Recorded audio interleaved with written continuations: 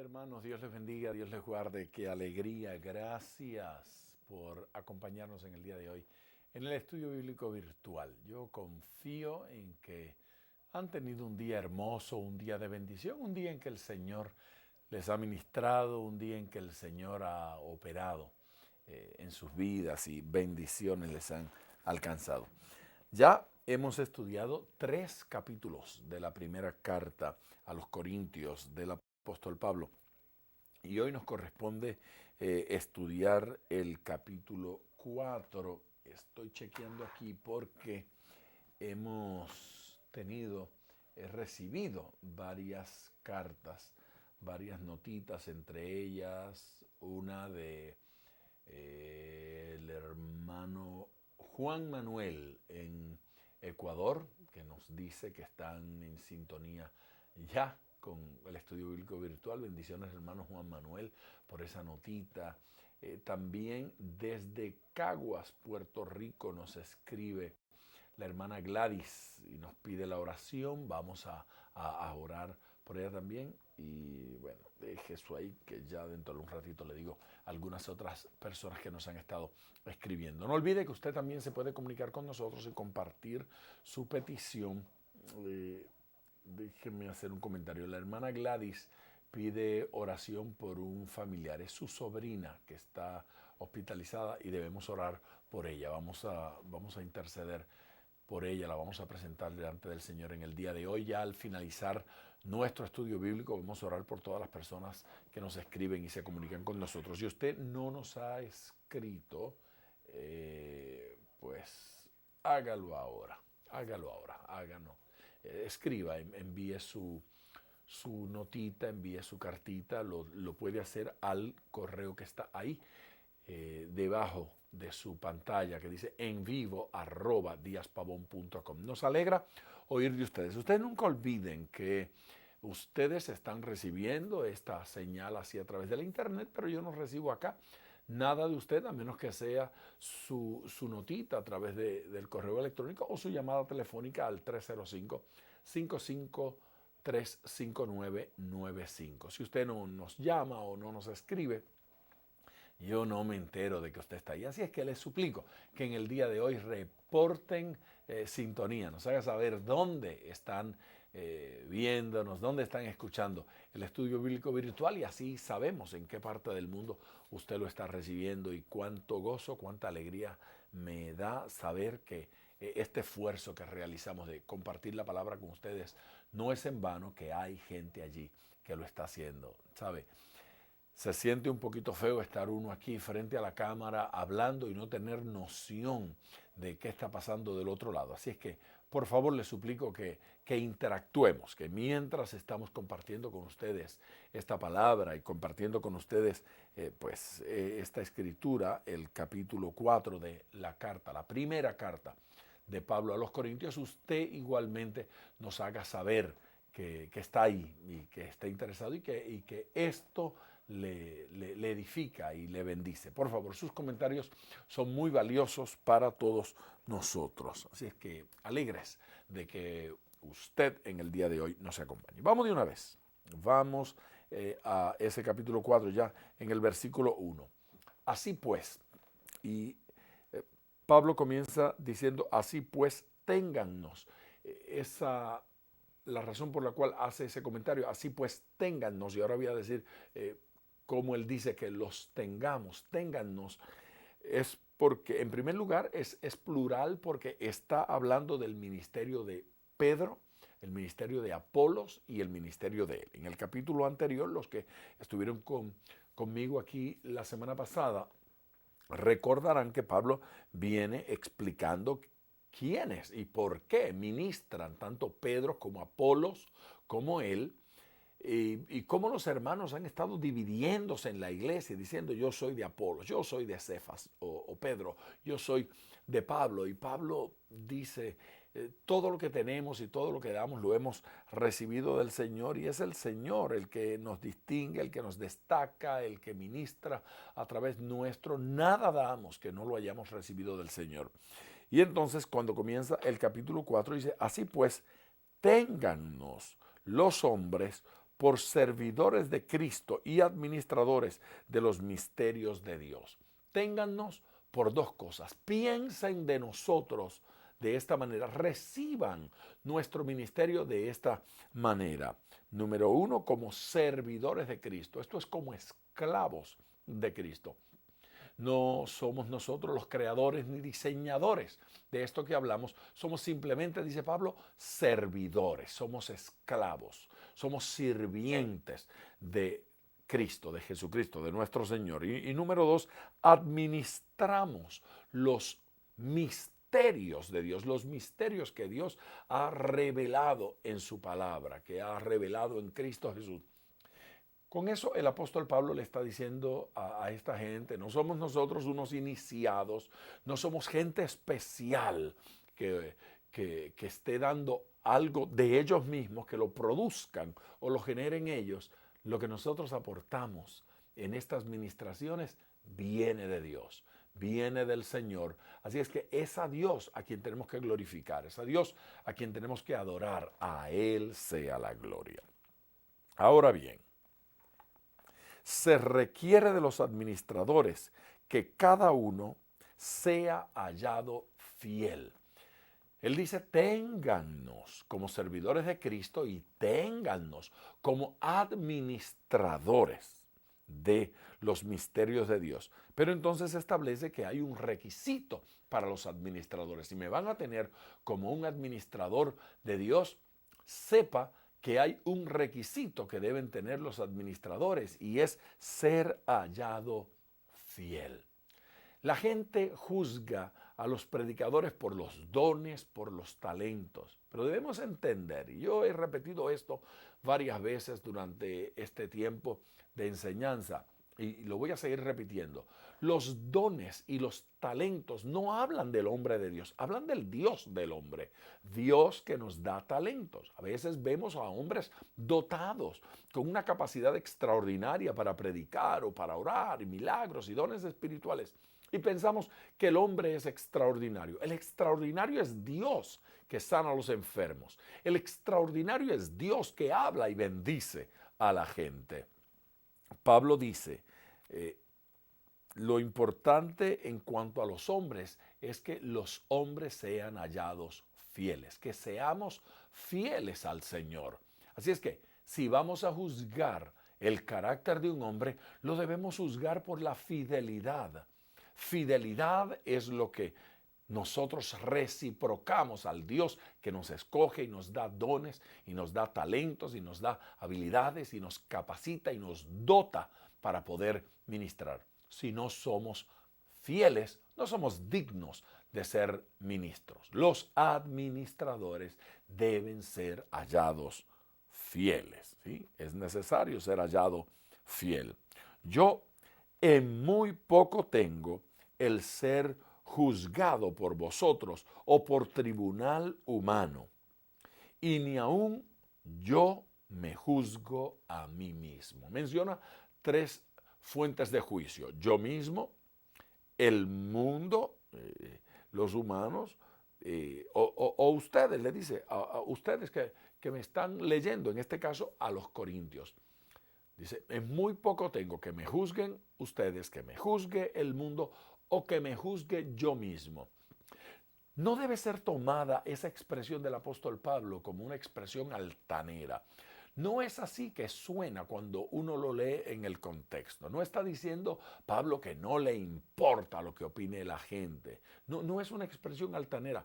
Se incluye a sí mismo, ni yo mismo, ni el mundo, ni ustedes. Lo que quiere decir Pablo con eso es que a veces la gente piensa muy bien de uno, eso no me hace grande. A veces la gente piensa muy mal de uno, eso no me hace pequeño. Pablo está diciendo, el mundo puede despreciarme, no me importa, eso no me hace despreciable. O el mundo puede quererme adorar. ¿Cuántas veces el apóstol Pablo llegó a un lugar que cuando la gente vio los milagros y escuchó la palabra poderosa, lo quisieron adorar? Eso no lo convierte en un Dios, aunque la gente juzgue que este es un Dios. Bueno, Pablo llegó, el libro de los Hechos narra en un lugar donde cuando vieron el poder de Dios en él, creyeron que eran ángeles y creyeron que eran dioses que habían llegado de otro planeta, quién sabe de dónde. Eso no convirtió a Pablo en un dios, aunque ellos juzgaron que él era un dios. En otros lugares Pablo fue menospreciado y tenido por hereje y por basura y echado, apedreado, encarcelado. Eso no lo convirtió en un delincuente, eso no lo convirtió en un hereje. Así es que Pablo dice, lo que el mundo opina de mí no cambia mi realidad. Lo que ustedes les dice a los corintios, opinan de mí tampoco. O lo que yo mismo opine, por otro lado. Nos miramos en un espejo y podemos pensar de nosotros mismos que no servimos. O podemos pensar que somos maravillosos. Alguien se mira un espejo y se encuentra hermoso. Otro se mira un espejo y se ve a sí mismo como despreciable. Pablo dice, ni me importa lo que yo opino, ni me importa lo que ustedes opinan, ni me importa lo que el mundo opina. ¿Por qué? Porque lo único importante en todo este proceso es lo que opina Dios. Dios es el único que juzga de forma justa, correcta y responsable. No se ate opinando de usted mismo, cuando lo importante es qué dice Dios de usted. Eso es lo importante. Es necesario oír a Dios. Verso 4. Porque aunque de nada tengo mala conciencia, no por eso soy juzgado, pero el que me juzga es el Señor. Perdón, no por eso soy justificado, pero el que me juzga es el Señor. Otra vez, no tengo mala conciencia. Mire esa expresión de Pablo.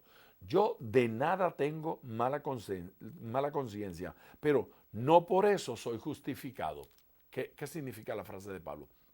A veces nosotros opinamos que lo que estamos haciendo está bien, que lo que estamos haciendo es bueno, es positivo, pero Pablo dice, el hecho de que yo piense bien, el hecho de que yo piense que lo que estoy haciendo es correcto y que la forma en que estoy viviendo es correcta, eso no me justifica delante de Dios, eso no dice que lo que estoy haciendo es correcto. Lo importante, nuevamente, es lo que Dios opina, ¿sí? Porque por Él, ¿sí? El que me juzga es Él, el que me juzga es Dios, el que tiene el juicio correcto y apropiado es Dios, no yo mismo, sino el Señor, no yo mismo, sino Dios. Entonces, es importante eso. Verso 5, así que, no juzguéis, perdón, no juzguéis nada antes de tiempo. Antes de tiempo porque viene un tiempo de juicio. ¿Y para qué adelantarnos?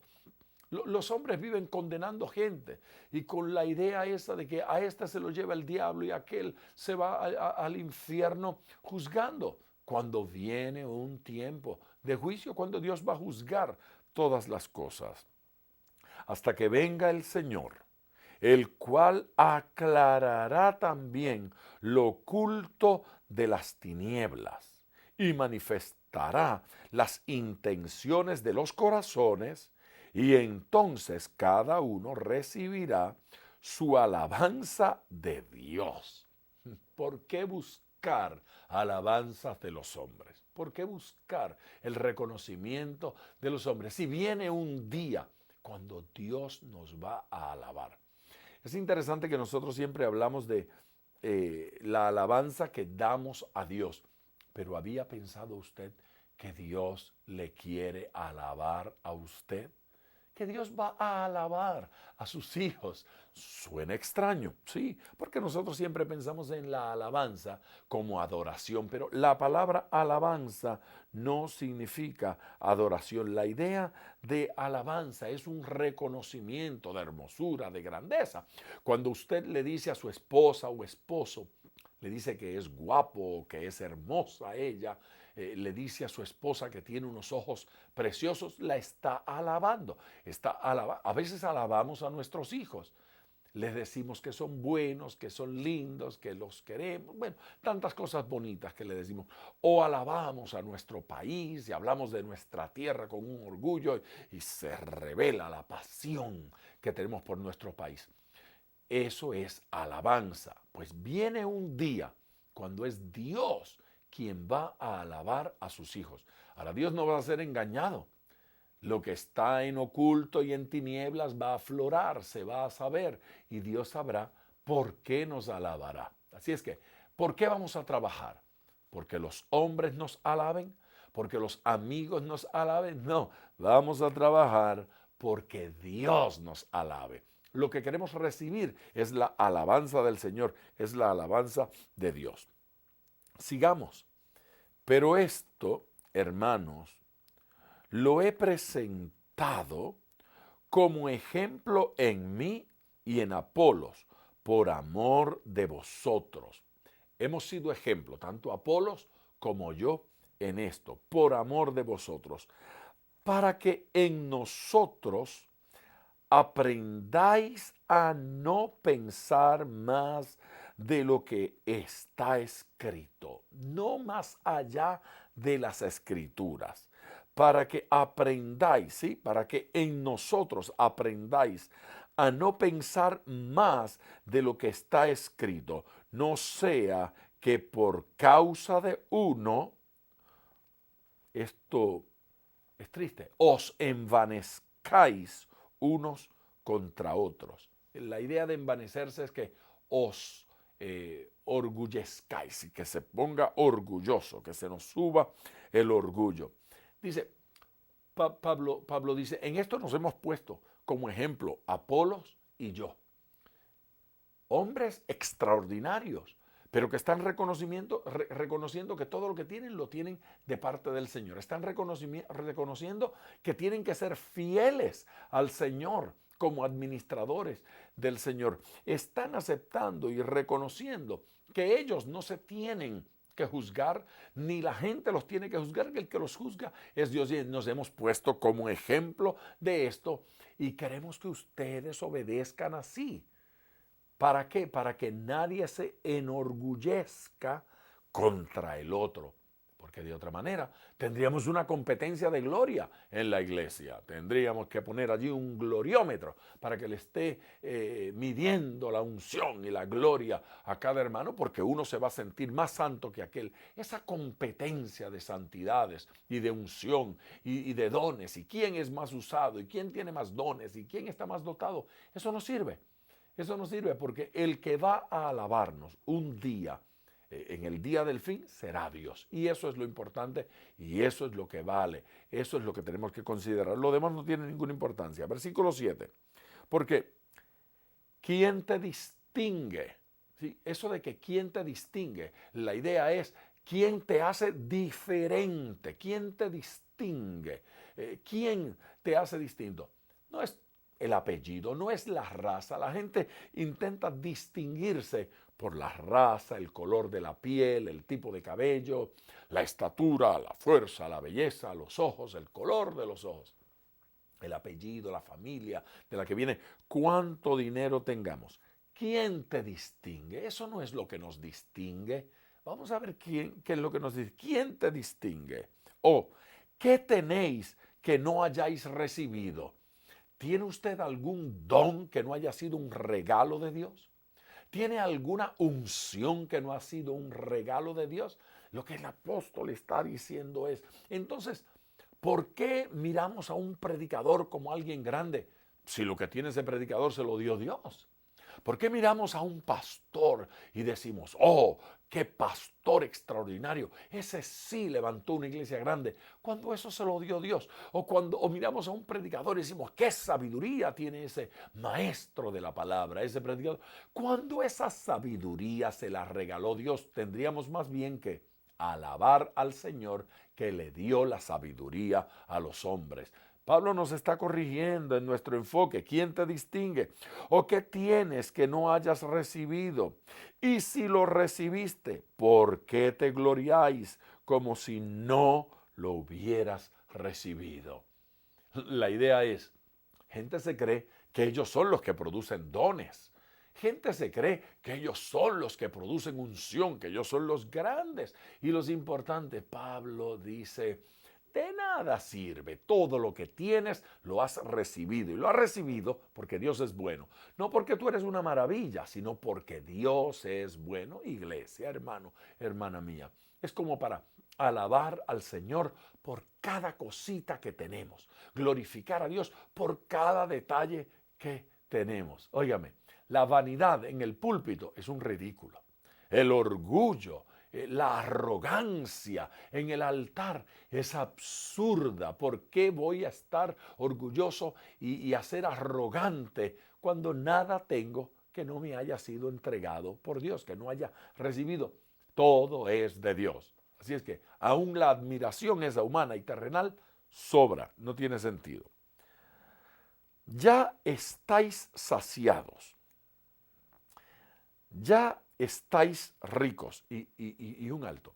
Del versículo 8 en adelante hasta el 12, el 13, Pablo va a utilizar, y esto es importante porque si no escuchamos esto que voy a decir ahora, esos versículos no los vamos a entender. Pablo está utilizando una técnica que la quiero llamar sarcasmo. De alguna manera, la técnica de Pablo aquí es la ironía. Él está utilizando un tono irónico, un tono sarcástico, estableciendo un contraste donde él se pone como lo peor y pone a los hermanos que le están escribiendo como lo mejor, pero lo que quiere hacer es confrontarlos para edificarlos, para que vean que lo que ellos están haciendo es absurdo, porque han estado menospreciando a Pablo. Han estado menospreciando su ministración y su palabra. Lo han estado acusando de ser debilucho, de no ser un gran predicador, de no tener gran carácter, de no atreverse a llegar allí y de estar en dos aguas. Esas son las acusaciones que han tenido contra Pablo. Y Pablo está medio indignado con esto. Y ahora va a hacer uso de ironía y va a hacer uso de sarcasmo hasta cierto punto para confrontar las conciencias de la iglesia, las conciencias de los hermanos y que abran los ojos ante esta realidad. Y aquí comienza, del 8 al 12, al 13, por ahí, vamos a ver ese tono irónico y ese tono sarcástico en las palabras que salen aquí de la pluma del apóstol Pablo. Ya estáis saciados, ya estáis ricos, sin nosotros reináis. Sin nosotros reináis. Hay tono irónico. Y ojalá reinaseis, para que nosotros reinásemos también juntamente con vosotros. Eso de reinar, lo que le está diciendo, ya se sienten grandes, ya ustedes están saciados y satisfechos. Es decir, se le infló el ego, ¿verdad? Se le hinchó el pecho, se creen la gran cosa. Bueno, ojalá y lo fueran, porque entonces nosotros seríamos beneficiados. Ojalá y fueseis reyes, porque Pablo dice, entonces nosotros reinaríamos con ustedes. Es un tono irónico. Porque según pienso, Dios nos ha exhibido a nosotros los apóstoles como postreros, como a sentenciados a muerte, pues hemos llegado a ser espectáculo al mundo, a los ángeles y a los hombres. Claro, Pablo está hablando de los problemas que él atraviesa y los otros apóstoles, los otros siervos de Dios, persecuciones, hambres, prisiones, pedradas, golpes, el cepo, las cadenas, todo eso, e incluso el menosprecio de algunos hermanos. Y entonces dice, estoy siendo exhibido. La imagen que utiliza en ese versículo 9 es la de un rey que va llegando a su país y lleva delante de él los prisioneros que trajo cautivos de la guerra. Y los trajo, y cuando va entrando a la ciudad los está exhibiendo, diciendo, aquí están los reos, aquí está mi gloria, aquí están los que hemos apresado. Entonces el pueblo celebra a ese rey porque los han apresado. Él acaba de decirle a ellos, bueno, de seguro ustedes están reinando, y ahora se pone a él en el lugar del reo que llevan ahí y lo están exhibiendo, y que los ángeles y el mundo y ustedes y todos me están viendo. ¿Por qué? Algunos estaban diciendo, si Pablo fuera tan de Dios, no lo estarían metiendo preso. Si Pablo fuera tan poderoso, no lo estarían acusando en todas partes, no lo apedrearían, pero aún así, aún a pesar de todas esas cosas negativas que le pasaron al apóstol Pablo, Dios estaba con él. Dios lo estaba acompañando y Pablo está haciendo uso de la ironía para de alguna forma confrontar las mentes y conciencias de los corintios que están leyendo esta carta y obviamente suya y mía también. Nosotros somos insensatos por amor de Cristo, insensatos conforme a la sensatez de este mundo. Somos insensatos por amor de Cristo. Mas vosotros prudentes en Cristo. Ustedes son los sabios y los prudentes. Nosotros débiles, mas vosotros fuertes. Vosotros honorables, mas nosotros despreciables. Ustedes honorables, nosotros despreciables. Siguen ese tono sarcástico e irónico. Hasta esta hora padecemos hambre, tenemos sed, estamos desnudos, somos abofeteados y no tenemos morada fija. ¡Qué espanto! Cuando él dice hasta esta hora, le está diciendo hasta el momento en que le estoy escribiendo esta carta. Hasta este momento en Éfeso. Pablo se encuentra en Éfeso cuando está escribiendo esta carta y le dice hasta esta hora. Mire la situación en que estaba el apóstol. Hasta esta hora padecemos hambre, tenemos sed, estamos desnudos, somos abofeteados y no tenemos morada fija. Pablo no tenía una casa segura, no tenía una casa fija. Y quien llega a creer que para ser consagrado a Dios es necesario estar en la opulencia, porque la opulencia es la evidencia de que tengo mucho, tiene que volver a leer este pasaje porque lo que Pablo está diciendo aquí no se parece a eso. Claro, en la imagen mental que tenían los corintios, algo así tendría que ocurrir, tendrían que tener muchas bendiciones para saber que Dios estaba con él. Pero las bendiciones que tenía el apóstol Pablo no se podían medir precisamente en dólares y centavos. Pablo va a decir luego en otra de sus cartas, yo sé tener abundancia, yo sé vivir con muchas bendiciones materiales y también sé vivir escasamente. Hay que aprender a serle fieles a Dios cuando tenemos mucho y serle fieles a Dios cuando tenemos poco. Tenemos que serle fieles al Señor cuando tenemos abundancia y en los momentos de escasez, los momentos de problemas, también tenemos que serles fieles al Señor. Pablo dice, hasta este momento, esto es lo que yo estoy experimentando. No tengo una casa propia, me han abofeteado, estoy pasando hambre, hay escasez, tenemos necesidades, pero Dios está con nosotros. Dios no nos ha dejado. La bendición del Señor está aquí. Verso 12. Nos fatigamos trabajando con nuestras propias manos. Uy. La expresión allí, nos fatigamos trabajando con nuestras propias manos. Literalmente allí dice, nos morimos trabajando. ¿Sí? O sea, nos fatigamos hasta la muerte. Pablo está diciendo, nos falta el aliento por tanto trabajar, por tanto esforzarnos. Recuerden que el apóstol ya nos había dicho anteriormente en la carta, en el libro de los Hechos, ya nos habían comunicado que él trabajaba construyendo carpas con sus propias manos, que él tenía su pequeña empresa, su pequeño negocio, y dice, trabajo hasta el cansancio. ¿Usted piensa que trabaja duro? Pablo también. ¿Usted piensa que se esfuerza mucho?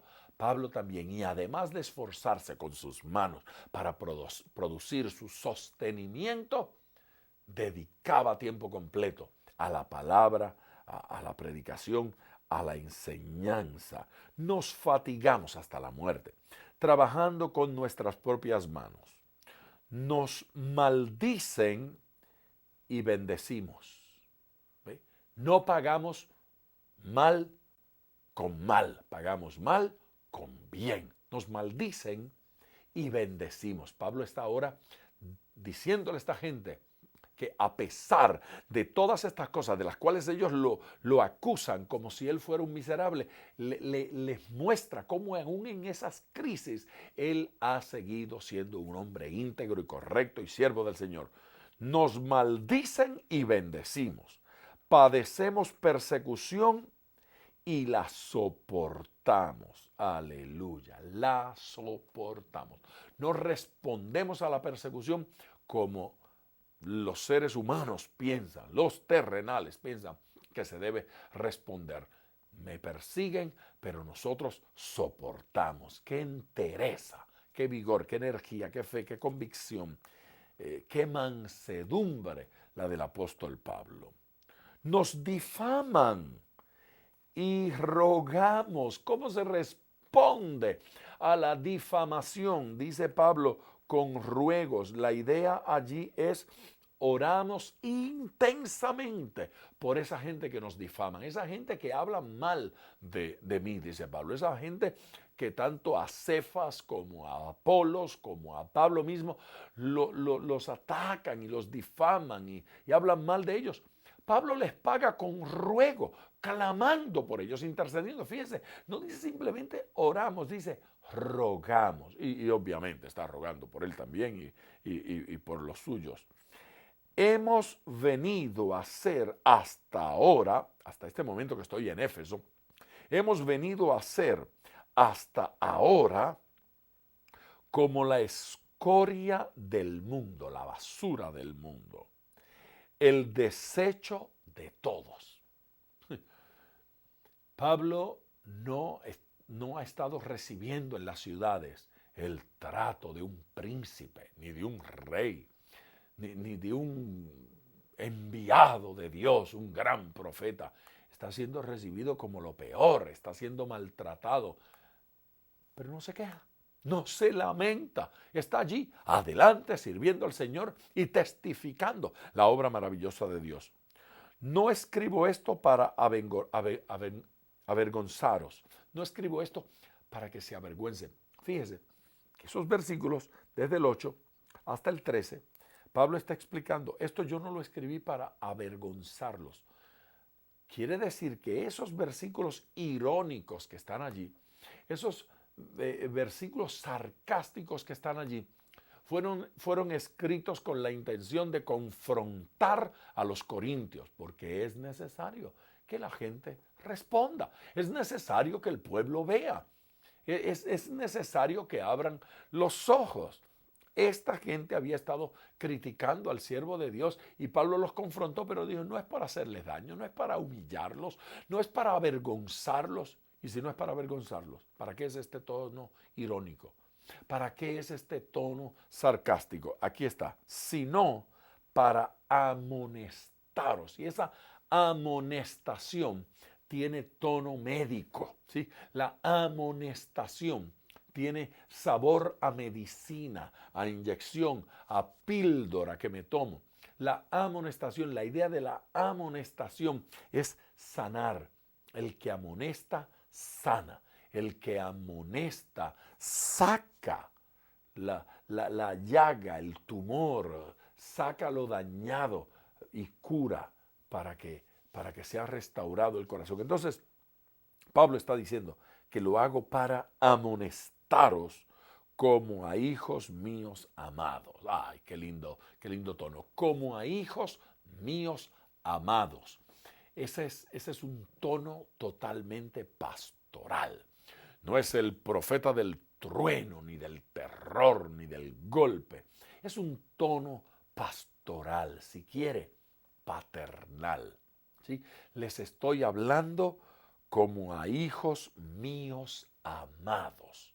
No los quiero insultar, los quiero amonestar, los quiero sanar para que se desarrollen, para que vayan adelante, para que crezcan en Dios, para que crezcan saludablemente. Porque aunque no tendréis muchos padres, antes de verso 15, voy leyendo, porque aunque tengáis 10,000 años en Cristo, aunque tengáis 10,000 años en Cristo, ayos. ¿Qué son ayos? Ayos son las personas que crían el hijo de una persona importante, de un rey, de un amo, de un señor, que, bueno, estaban en sus negocios y contrataban un ayo, y a veces ese ayo era un esclavo, era un siervo, un servidor, un ayo, para que le ayudara a criar los hijos, para que se los educara. Y a veces eran los esclavos los más preparados para educar a los hijos de los señores. Así es que era gente muy leída y muy educada. Los estaban preparando. Esos eran ayos. No eran los padres, pero eran ayos. Ayudaban a criar los hijos. Entonces Pablo dice, ustedes podrían tener 10,000 ayos en Cristo. ¿Me está oyendo usted? 10,000 ayos en Cristo. Pero, mire la aclaración, no tendréis muchos padres. ¿Cuántos padres tenemos? Tenemos un padre. ¿Cuántos ayos tenemos? Podemos tener 10,000, dice Pablo. Pues en Cristo Jesús yo os engendré por medio del Evangelio. Así es que Pablo dice, yo engendré esa iglesia salió de mis lomos, por lo tanto, yo soy su padre. Pueden tener muchos ayos, pueden llegar muchos predicadores, pueden llegar muchos apóstoles, pueden llegar muchos profetas y evangelistas y maestros, pueden pasar por allí y tener muchos pastores, pero el padre de esa iglesia soy yo. Yo los engendré. Ustedes son mis hijos y por lo tanto, Pablo reclama esa autoridad que tenía para ministrarles, no autoridad para gobernarlos, no, autoridad para ministrarles, autoridad para bendecirlos, autoridad para ayudarlos. Me parece que hay tanta sabiduría y tanta madurez espiritual en lo que el apóstol Pablo nos está diciendo en estos versículos, que es como para pegarnos a ellos y no soltarlos. Versículo 16. Por tanto os ruego que me imitéis. ¿Qué verso? Tengo que hacer un alto allí para beberme un poquito de té y para poder seguir hablando de esto. Por tanto, os ruego que me imitéis. ¿Sabe la seriedad espiritual que hay que tener para decirle a una persona, imítame en Cristo, imítame en el Señor? Vive como yo vivo, haz como yo hago, condúcete como yo me conduzco, habla como yo hablo, enseña como yo enseño. El apóstol Pablo se sentía que tenía una madurez. Él ha dicho ya en esta misma carta que se considera un perito arquitecto. Yo como perito arquitecto puse el fundamento. Ahora le está diciendo a los hermanos, imítenme en esta conducta, imítenme. Yo no necesito mucha prosperidad económica para serle fiel al Señor. Soy fiel como administrador, ¿cierto? Así es que el apóstol Pablo se está poniendo a sí mismo como ejemplo. Imítenme, sean como yo soy. Uno tiene que estar muy satisfecho con la vida que está desarrollando en Dios para atreverse a decir a una iglesia, imítenme, caminen como yo estoy caminando. Porque soy su padre, porque los engendré. Manténganse en esta línea. ¡Qué vergüenza! Cómo hay gente que viven saltando, como si se pudieran cambiar el apellido cada semana, de iglesia en iglesia, de padre en padre, de lugar en lugar. Quédese ahí, seamos fieles. Bueno, voy a seguir leyendo ahora, pero les quiero recordar que la dirección electrónica está ahí, bajo su pantalla, y que les ruego que me escriban en este momento porque quiero orar con ustedes y quiero tener sus nombres. Coménteme desde dónde está viendo y dígame si este estudio bíblico le está haciendo de provecho y le está haciendo de bendición, y si es así, hágamelo saber ahora mismo. Les ruego que lo haga, como dice Pablo aquí, yo les ruego que me escriba en este instante en vivo @diaspavon.com.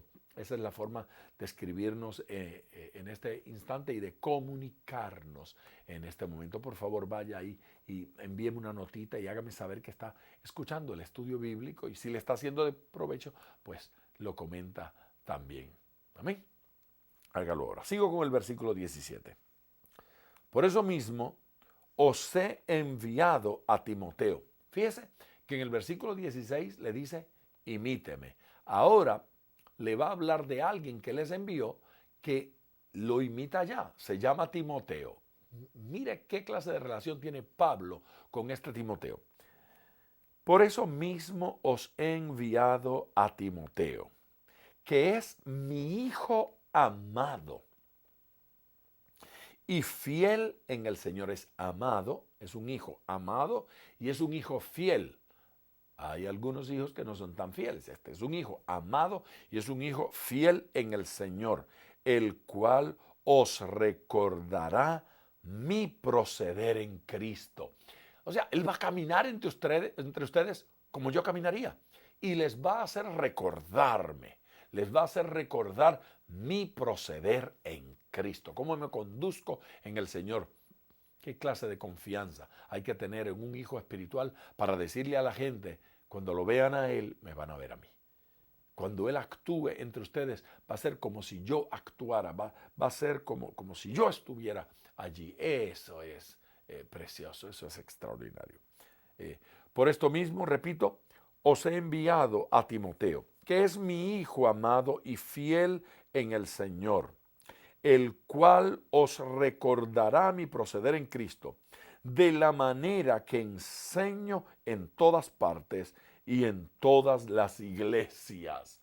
Timoteo enseña como yo enseño. Timoteo ministra como yo ministro. Timoteo camina como yo camino. Mi hijo Timoteo es un reflejo de mi vida y ministerio. Glorioso, maravilloso, precioso. ¿Qué clase de fidelidad? No es idolatría, es fidelidad en el Señor. Yo sé quién es un hijo espiritual y quién es un hijo fiel, porque camina así como Timoteo. Mas algunos están envanecidos como si yo nunca hubiese de ir a vosotros. Un poco dura las palabras aquí al cierre de este capítulo del apóstol Pablo. Algunos, y se refiere a algunos en Corinto, están envanecidos como si yo nunca hubiese ido a ir. O sea, están tan arrogantes que han estado hablando mal de Pablo como si Pablo nunca hubiese tenido la intención de ir, como si Pablo les tuviese miedo, como si Pablo les estuviese huyendo. Y Pablo dice, dejen ese envanecimiento, y le va a decir por qué. Pero iré, por esto, yo iré, pero iré pronto a vosotros si el Señor quiere.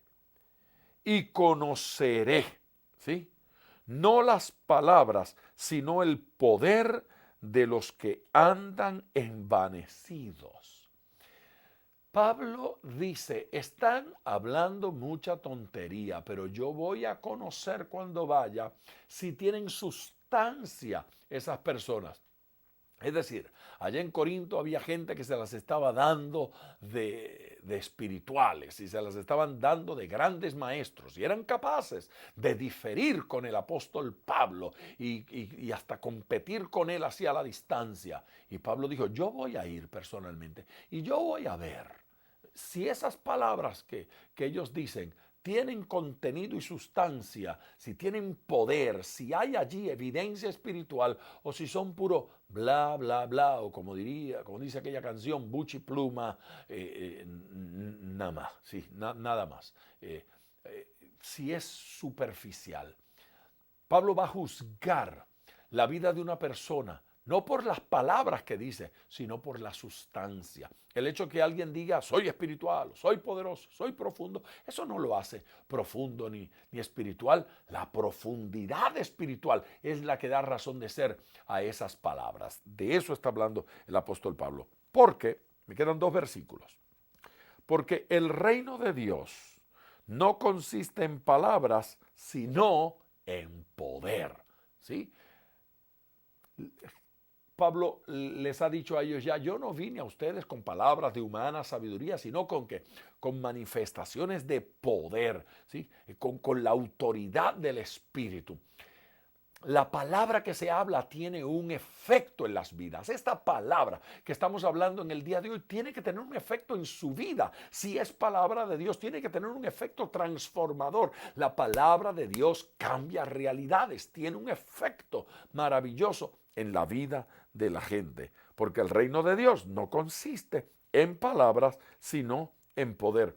Recuerde, Corinto estaba siendo seriamente influenciado por ese ambiente helenístico, por ese ambiente griego, por ese ambiente de Atenas, por ese ambiente de la palabrería, de la filosofía, de la filosofía humana. Y ahora entonces el apóstol Pablo le está diciendo, no, el reino de Dios no consiste en filosofías, en palabras. El reino de Dios consiste en poder, aleluya. Y la palabra que sale por la boca de Dios y por la boca de un ungido de Dios es poder. Esas palabras son poder y son vida. Termina el capítulo diciendo, ¿qué queréis? ¿Iré a vosotros con vara? ¿O con amor y espíritu de mansedumbre? ¿Por qué ese comentario de Pablo? Le digo, porque algunos se atrevieron a decir en Corinto, y lo vamos a ver más adelante, que Pablo cuando escribía era muy duro y muy fuerte, así muy estricto, pero cuando llegaba en lo personal era muy blando, así muy suave, muy tierno y muy amoroso. Entonces se burlaron de él. Mire qué gente tan terrible. Se burlaban de él. Ah, sí, en las cartas habla como que truena, pero cuando llega aquí es un blandengue, es un flojo, muy amoroso y muy... Entonces Pablo dijo, ¿cómo ustedes quieren que yo llegue? ¿Con la vara en la mano o con espíritu de amor? O con amor y espíritu de mansedumbre. ¿Cómo quieren que yo llegue? Les está dando a escoger. ¿Qué quiere decir con eso Pablo? Pablo dice, corríjanse, corrijan estas deficiencias, porque si no las corrigen, entonces tengo que ir yo a ajustar algunas cosas. Y voy a tener que poner algunos en su lugar y apretar. Y voy a tener yo que ir con vara para corregir ciertos ambientes. Si ustedes los corrigen, entonces yo podré ir con amor y espíritu de mansedumbre. ¿Cómo prefieren que yo vaya? Ese es el mensaje del apóstol Pablo en el capítulo 4 de la primera carta a los Corintios. Ya vamos a orar. No olvide usted que puede ofrendar a través de la página web. Ahí debajito dice ofrenda y usted puede utilizar ese botón para depositar su ofrenda. Si este ministerio le está bendiciendo, si de alguna manera le estamos edificando con estos estudios bíblicos, bendiga este ministerio y permítanos, ayúdenos a seguir adelante. Para usted va a haber una bendición grande en el día de hoy. Toda persona que aporta, la Biblia dice, da un vaso de agua al profeta, recibirá recompensa de profeta. Si usted en el día de hoy decide ofrendar y bendecir, usted va a ser bendecido y va a ser bendecido con recompensa de profeta. Allí donde dice ofrenda, apriete allí y con una tarjeta de crédito podrá depositar su ofrenda en el día de hoy. Vamos a orar y a finalizar así el estudio bíblico virtual de esta noche. Gracias, Señor Jesús, por cada persona que hoy nos ha acompañado a través de la internet. Qué grato, Señor, ha sido poder compartir un capítulo más de esta preciosa carta del apóstol Pablo a los Corintios. Y saber, Señor, que en tantas partes del mundo nos están viendo, nos están oyendo, están recibiendo esta señal a través de la internet. Tu bendición, tu gloria y tu gracia sea con cada uno de tus hijos. Glorifícate, Señor, en sus vidas en el día de hoy. Bendícelos abundantemente. Trae sanidad a los enfermos, a los necesitados. Gracia de tu Espíritu Santo para cada uno de ellos. Y yo confieso que tu bendición será abundante durante esta semana sobre cada uno de nuestros oyentes. En el nombre de Jesús. Amén, Señor. Amén, Señor Dios. Dios les bendiga. Dios les guarde. No olviden entrar a la página y ver los artículos que he escrito y que he estado poniendo ahí en nuestra página. Entre y examine cada uno de esos artículos, léalos y déjeme su comentario. La bendición.